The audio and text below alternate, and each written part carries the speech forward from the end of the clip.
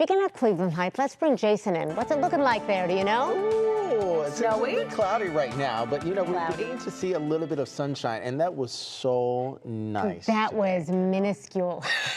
It was like, here's the day, and here was the sunshine. That's the essence of a tease, okay? When you just have a little bit and you want more. But, you know, I think when we have sunshine and we have temperatures in the 30s, it does kind of make the glass half full as opposed to half empty. So here's a live look outside, ladies, at I-71 and also 480 on this Friday afternoon. Temperatures are around the freezing mark out there, so it is a little bit chilly, if I do say so myself, at least for this time of year. When we start to look at for the rest of the evening, of course, it is Friday after all. We are expecting people to be out in the roadways, but we have to talk about what's churning west out there across the region. So let's focus on this forecast. Here's what's happening on satellite and radar at this point. In the western areas, we're having a little bit of light snow move in over towards Erie and also Huron County. This is the remnants, or at least a part of the structure of a clipper system coming out of Canada, darting south across the region. One thing to note is it's a quickly moving system, so it's not going to linger, and we're not really having too many high accumulations from this snowfall event.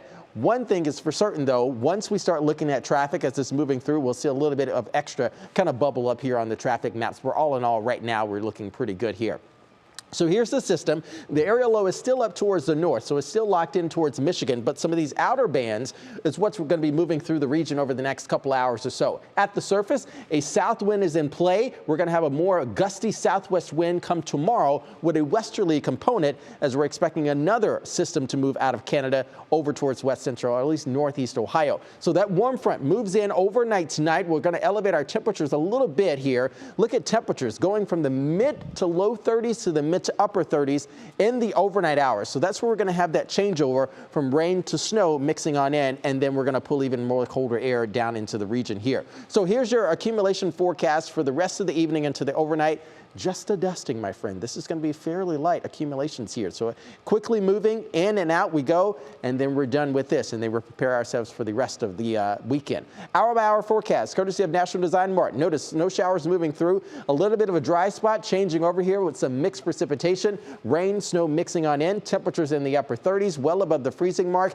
As we continue throughout the early morning hours for us on Saturday morning, Peyton's going to be talking about the chill factor that's in the air. A few flurries moving throughout as models are picking up on Saturday.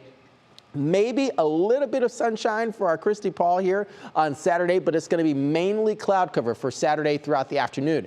Mid to upper 30s expected. Look at that south wind still pulling in.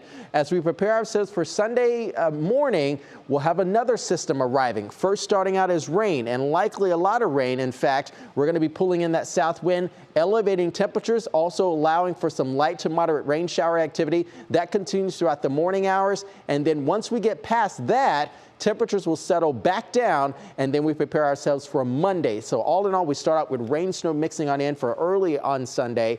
Then we're dry, and then we start looking at next week here. So we do have more systems arriving. This is our Sunday system. Notice that warm sector there. Still a lot of rain expected with this system. The coldest air is still locked up towards the north. Once that passes, a few snows are going to be likely. Then we will start to drag down. Look at this. An area of high pressure rotates clockwise.